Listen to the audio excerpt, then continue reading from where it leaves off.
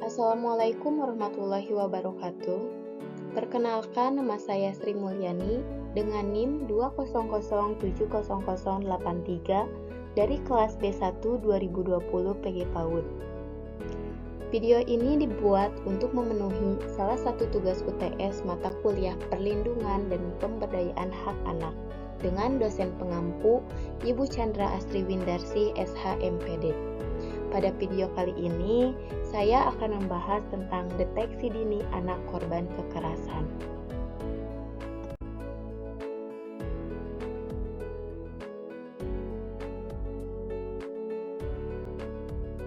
Hak dan perlindungan anak. Yang pertama, Pasal 19 Konvensi Hak Anak.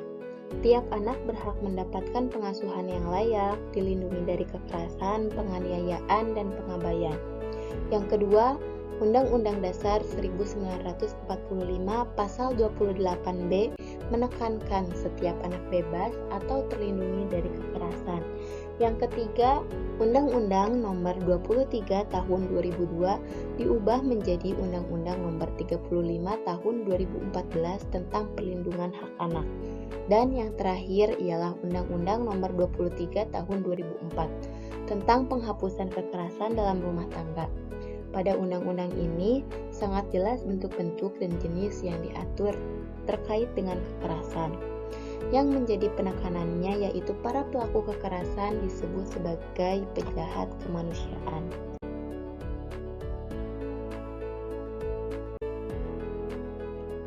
Berikutnya ialah bentuk-bentuk kekerasan yang sering terjadi kepada anak. Yang pertama ialah kekerasan fisik.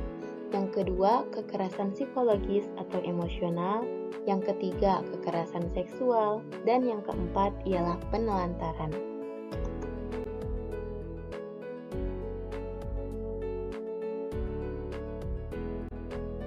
Kekerasan fisik. Kekerasan fisik adalah perbuatan yang mengakibatkan rasa sakit, jatuh sakit, atau luka berat. Tanda-tanda kekerasan fisik yang dialami anak bisa terlihat dengan adanya cedera, lebam, maupun bekas luka di tubuhnya. Contoh dari kekerasan fisik ini ialah mencubit, menjambak, memukul, menendang, melukai dengan api, dan lain-lain. Kedua, kekerasan psikologis. Kekerasan dalam bentuk ini biasanya yang diserang adalah mental, emosional, dan psikis anak. Perilaku kekerasan yang termasuk penganiayaan secara emosional adalah ancaman, mempermalukan di depan umum, penghinaan, komentar-komentar yang menyakitkan atau merendahkan harga diri anak, membandingkan anak, dan lain-lain. Maka dari itu, pilihlah kata-kata yang tidak merendahkan anak.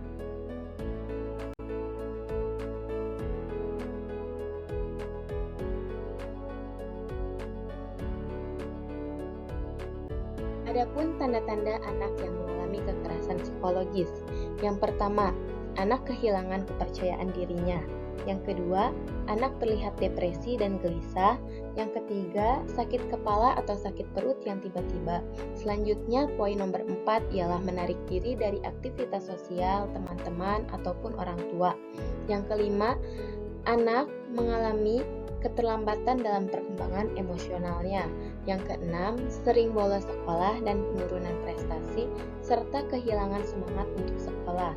Yang ketujuh, menghindari situasi tertentu. Dan yang terakhir ialah kehilangan keterampilan. Yang ketiga, kekerasan seksual. Kekerasan seksual ini bukan hanya kontak langsung ataupun menyentuh saja, akan tetapi perbuatan mengekspos gambar, foto, video, ataupun materi seksual lainnya sudah termasuk dalam kekerasan seksual.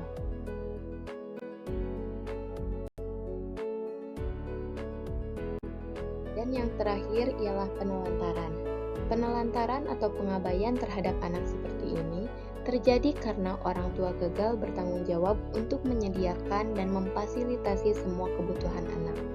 Contoh dari pengabaian ini ialah pengabaian kebutuhan pokok, makanan, kesehatan, pakaian, pendidikan, dan lain-lain.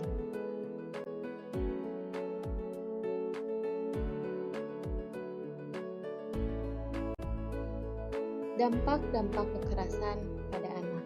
Yang pertama, anak akan mengalami trauma. Yang kedua, anak akan mengalami depresi. Yang ketiga, anak sulit mengendalikan emosi. Yang keempat, susah tidur.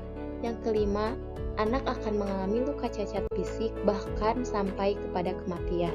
Yang keenam, tidak mempunyai kepercayaan diri. Yang ketujuh, merasa dirinya tidak berharga. Selanjutnya ialah studi kasus dan solusi yang dapat dikaitkan dengan materi yang telah dijelaskan sebelumnya.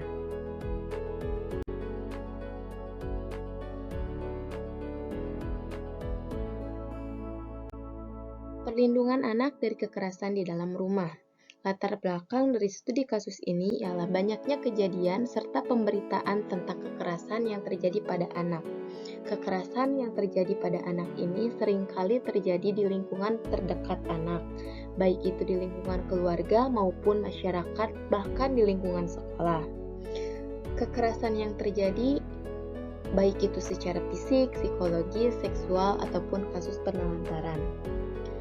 Adapun solusi yang bisa kita lakukan sebelum kasus kekerasan ini terjadi. Yang pertama, hargai anak dan bersikap adil. Yang kedua, dengarkan keluhan anak. Yang ketiga, menghindar ketika marah. Yang keempat, peringatkan lebih awal. Dan yang terakhir, memberikan pengertian kepada anak tentang bagaimana melindungi dirinya. Selanjutnya ialah treatment atau upaya yang bisa kita lakukan ketika kekerasan ini telah terjadi kepada anak. Yang pertama, melaporkan kepada Dinas Perlindungan Perempuan dan Pemberdayaan Anak jika terjadi suatu kekerasan. Yang kedua, adanya keterlibatan berbagai pihak, baik itu pemerintah, masyarakat, maupun institusi lainnya yang mempunyai kepedulian terhadap hak anak. Keterlibatan ini biasanya meliputi dinas sosial, kepolisian, dinas pendidikan dan kebudayaan, dinas kesehatan, P2TP2A atau Pusat Pelayanan Terpadu Pemberdayaan Perempuan dan Anak, dan lembaga swadaya masyarakat.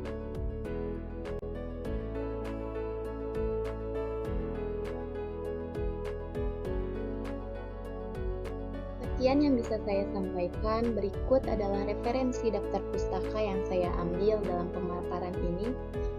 Mohon maaf jika banyak kekurangan. Terima kasih. Wabillahi taufiq wal hidayah. Wassalamualaikum warahmatullahi wabarakatuh.